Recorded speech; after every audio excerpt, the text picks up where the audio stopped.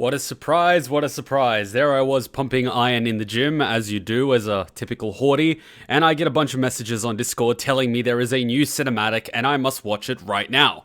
So as you can imagine, I ran home, took a quick shower, and here I am. It's been a beautiful week leading up to Battle for Azeroth, actually a beautiful 2 weeks so far, with the War of the Thorns, the burning of Teldrassil, and the whole discussion on whether or not what Sylvanas did is or isn't morally grey. But let's not talk about that. Let's watch the cinematic and talk about that.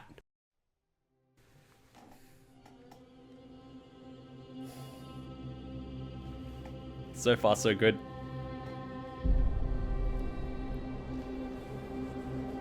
Oh.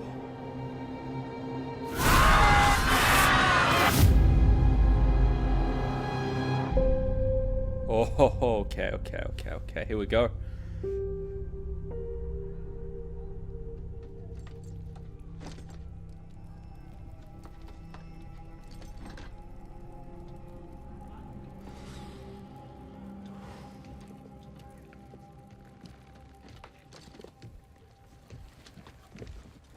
Oh, Lord Saurfang.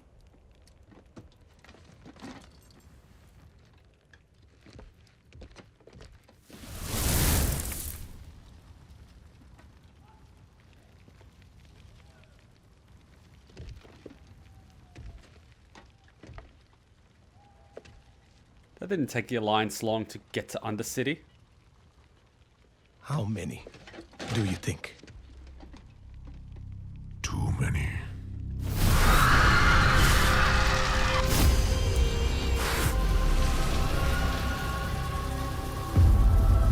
There is no honor in this. They will come for us now. All of them!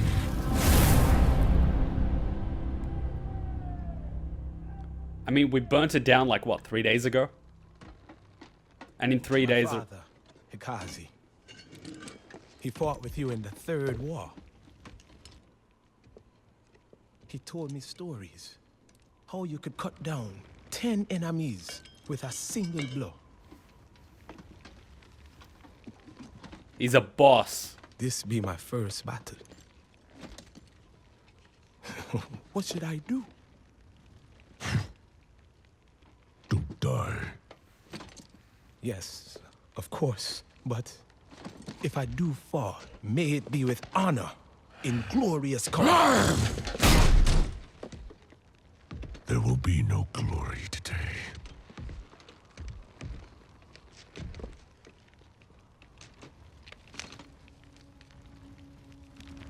Only pain.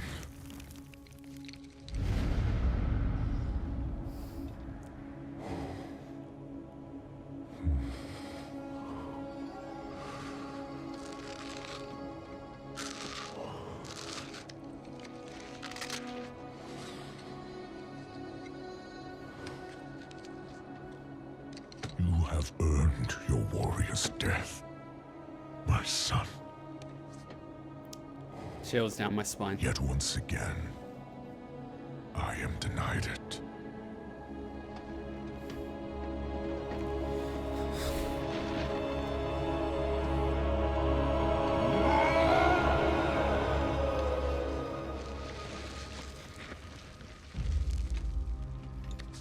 What are you doing?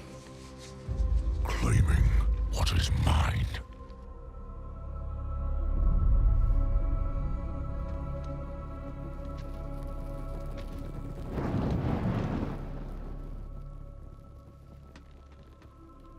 Oh wow, he's going to the Alliance. But we saw him in the opening cinematic, so he's got plot armor. He's not gonna die.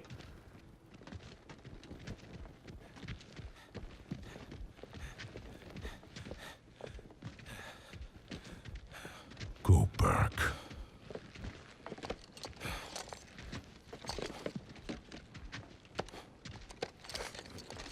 I said go back! Live another day. Go back to your father. I can't. He's dead. The Horde. It's all we have. So, you know me. Is that it? What I've seen? What I've done?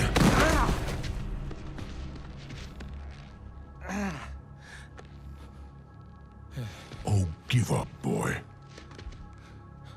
Like you?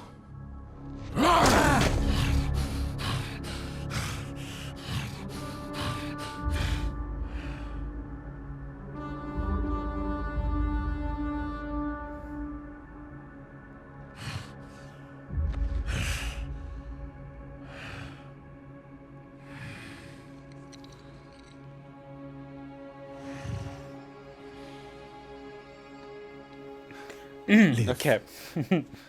Yeah. another day.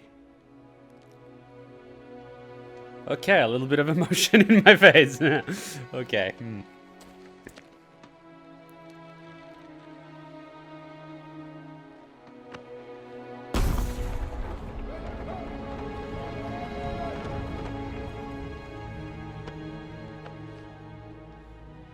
Without honor?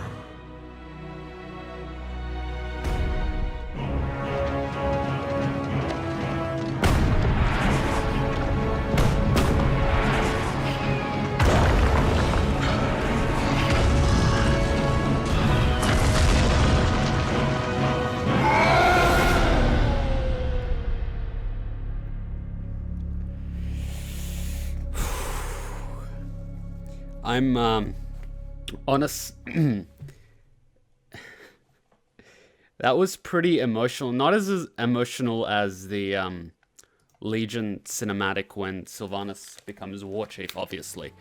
But that was pretty touching.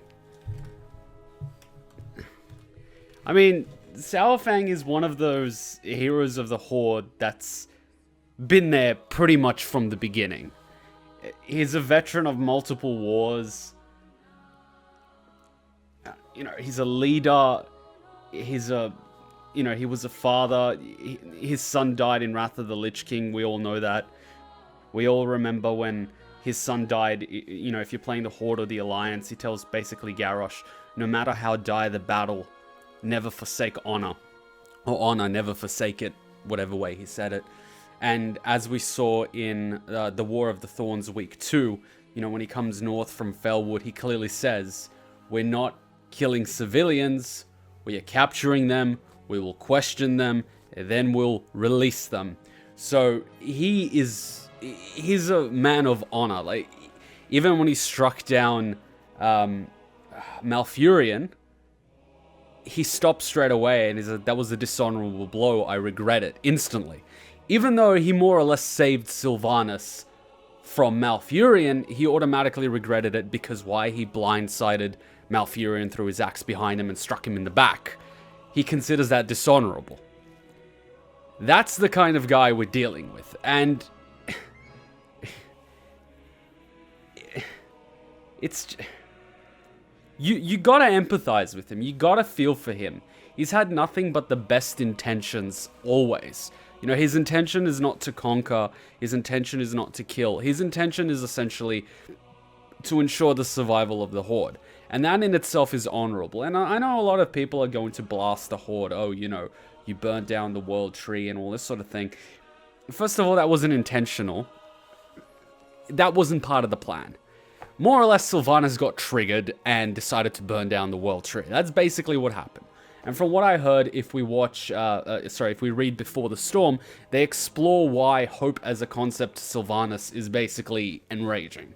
So when that, you know, ranger pretty much says you cannot kill hope, that pretty much triggered Sylvanas, and, you know, then we have Teldrassil burning down to the ground. The Horde itself is not that bad. We've had some questionable leaders and questionable actions have taken place. But you got to take into consideration the Alliance is not clean either. You know, you had the internment camps. You had them sending in, what was it, the High Elves on suicide missions due to racism and all this. Like, the Alliance doesn't have clean hands. I'm sorry, but, you know, you can't say, like, Horde bad, Alliance good. It doesn't work that way. There's good people on both sides, and I think that is what they're trying to go for in Battle of Azeroth. War itself is hell. Simple as that. It doesn't matter what side you're on. Whether you're defending or you're attacking or whatever your position is, whether you believe that, you're fighting for the defense of your country or you believe that, you have to take out the enemy in service of your country, no matter what your motivation, war itself is hell. And I feel that is what they're trying to show in Battle for Azeroth. Yes, we have the old tensions between the Horde and the Alliance. We've had the Legion come in with Garrison. We have the influence of the old gods and corruption, all this sort of thing. But we're going back to that very human element of there's people on both sides that suffer. We see Saurfang, whose son died in service of, defending not only the Horde, but defending Azeroth as a whole from the Lich King. Then we have this young troll soldier whose father is dead, and all he has is the Horde. And he's pretty much serving to protect the Horde because that's all he has. Look at Unwin. You've had his father who died to defend his people, to defend his soldiers. He sacrificed himself. You also have Gen Greymane's son who, pretty much was a sacrifice. He was trying to defend his people from Sylvanas, and he died. It doesn't matter which way you look at it. War is hell. Even if you win, you lose. There's going to be fathers without sons. There's going to be sons without fathers. Mothers without kids or husbands. Even women die in war. I mean, you think civilians aren't casualties in war? Good luck with that. We've seen time and time again, and we think, oh, this has only happened in World War I and World War II. I'm sorry, if you look more recently, in a lot of combat and even peacekeeping missions, civilians are the ones that suffer. And they call that collateral damage, It's just a statistic. You had 10, you had 100, you had 1,000 civilians that died that were collateral damage. These are human lives we're talking about. So war itself is hell, and I feel that's what they're going for. And we see that now in the eyes of Saurfang. Yeah, I can completely understand. I've played both the Horde and the Alliance War of the Thorn scenario, and I can completely understand all the Alliance that are mad as hell at Sylvanas, and I completely agree. Burning down the World Tree was not the right move. I completely agree. As a tactical decision, it was shit. Capturing the World Tree would give you leverage, A, because you have a landmark, B, because you have potential hostages and civilians, which you can leverage to stop a war. Sylvanas' motivation for invading Teldrassil was to stop a war before it happens. You've got a major Alliance city where the Alliance can group up and attack the Horde on Kalimdor. If you eliminate that foothold, you at the very least hold the continent. I can understand that. As a tactical decision, it makes sense. Burning down the entire Alliance capital city with nothing but civilians inside, that is not a tactical decision. The civilians were in no way a threat. If anything, showing mercy to civilians from an opposing faction or a country or a nation serves in your favor. Why? They go to the other capital city and they clearly tell you, yeah, they didn't torture us. They didn't interrogate us. They didn't slaughter us. They fed us, they healed our wounds, and they let us go. What do you think that will do in foreign cities? Eliminate hatred. Because what causes hate and war is indifference. The indifference between the Horde and the Alliance is what causes this never-ending war. Because one side does not see the other as the same, as a human. You saw Sylvanas calling the Night Elves savages, and you also have humans calling the orcs savages, and the trolls savages. Last time I checked, if they get cut, they both bleed. If, they have a father that dies, they've still lost a father. So we sort of see the human element. The thing is, when we watch these cinematics, we begin to empathize with the other faction, and we look past the green or blue skin, or the tusks, the horn. This is no different from reality. There's not much difference between, say, us and the people on the other side of the planet that are suffering as a result of war or famine or natural chaos. They're human. And because we see them as differently, they're lesser than us. The war is justified. It's a peacekeeping war. Bombing the shit out of a capital city and killing tens of thousands of civilians is acceptable because, you're taking out a greater enemy, even if that enemy is not, a literal threat because they don't have enough weapons to strike you. But, the quickest way to take care of them is to drop a few hundred bombs and just destroy everything in the area because, let's end it nice and quick, right? I mean, That's what these cinematics are going for, and I absolutely love that. I absolutely love that. Now, whether you play the Horde or you play the Alliance, you have to admit Saurfang as a person is righteous in nature. You know, he will not strike a killing blow unless it is honorable. Even though killing Malfurion in the War of the Thorns would have probably saved thousands, if not tens of thousands of Horde lives. Why? Malfurion is a massive player. He's virtually a demigod right now. He is very powerful. He can rally his troops. He also has tactics. Eliminating him would have been the best tactical move in the War of the Thorns. Saurfang didn't. Why? Because it wouldn't have been honorable. He's motivated by honor more so than his allegiance to the Horde, and that's showing. He took off his son's necklace with the Horde emblem on it, and he's like, "I'm done. All right, you know, I'm finally gonna claim my honorable death. You know, I'm gonna go to the Alliance. What happens, happens." I mean, that's basically what comes to me. That's basically my reaction to the video. It goes deeper than simply Horde and the Alliance. You know, it hits me on so many levels. And that's why I love World of Warcraft. Because you can look beyond just what's happening, you know? And at the same time, I say time and time again, this entire Battle for Azeroth expansion is going to bite us in the ass. The Horde and the Alliance are going to be weakened in the end. You know what's going to happen? We're probably going to get an old god that strikes. Calling it now. We start fighting each other, we get weakened, we're going to have an old god hit us. It's going to happen. It's going to happen. This war's not going to lead to shit. Neither the Horde or the Alliance will be destroyed. They'll be weakened immensely, and then an old god's going to strike. Why? Because we're too busy fighting each other. Now, of course, it makes absolute sense. If we had nothing but peace and unity, that wouldn't be World of Warcraft. I mean, Warcraft. I mean, it's in the franchise title, War.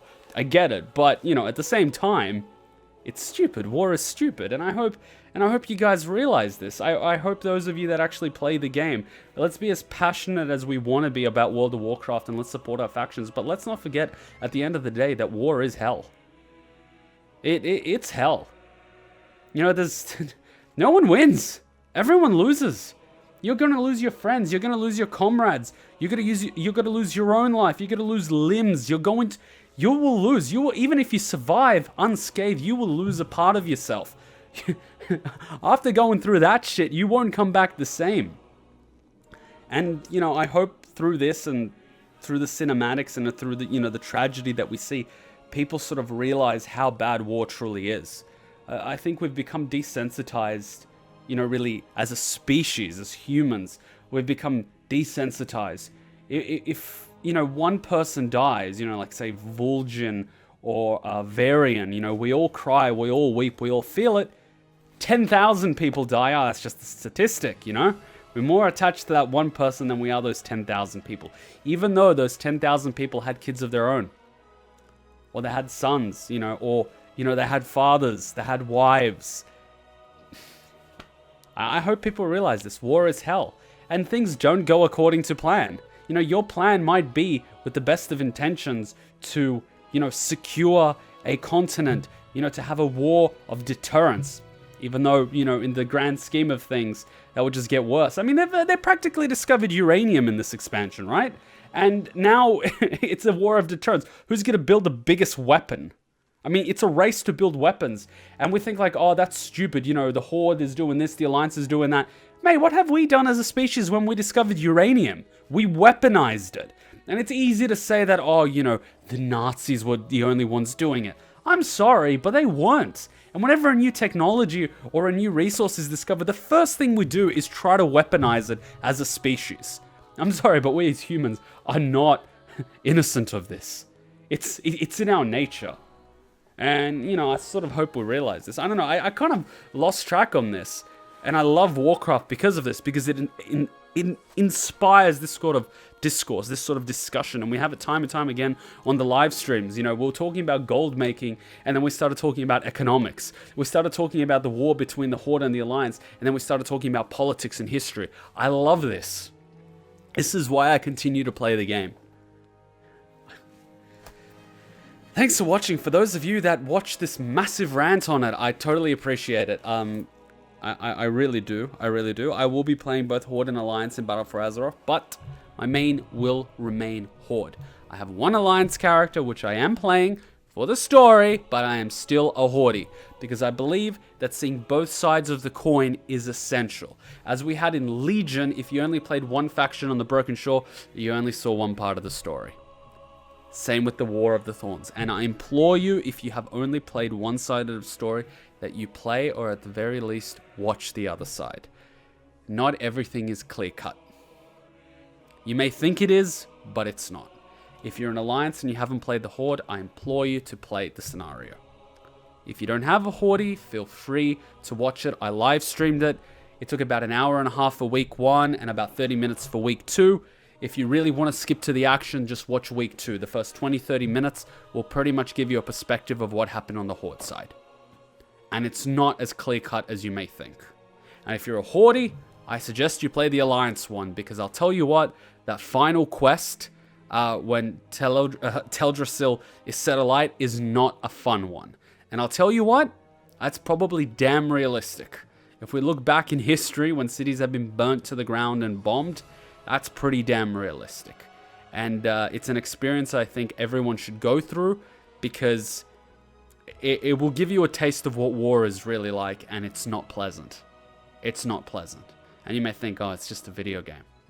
Well, imagine if your capital city started being bombed to shit, and, you know, you can't save all your friends and relatives, right? You know, your mother lives on one side of the city, your grandmother lives on another.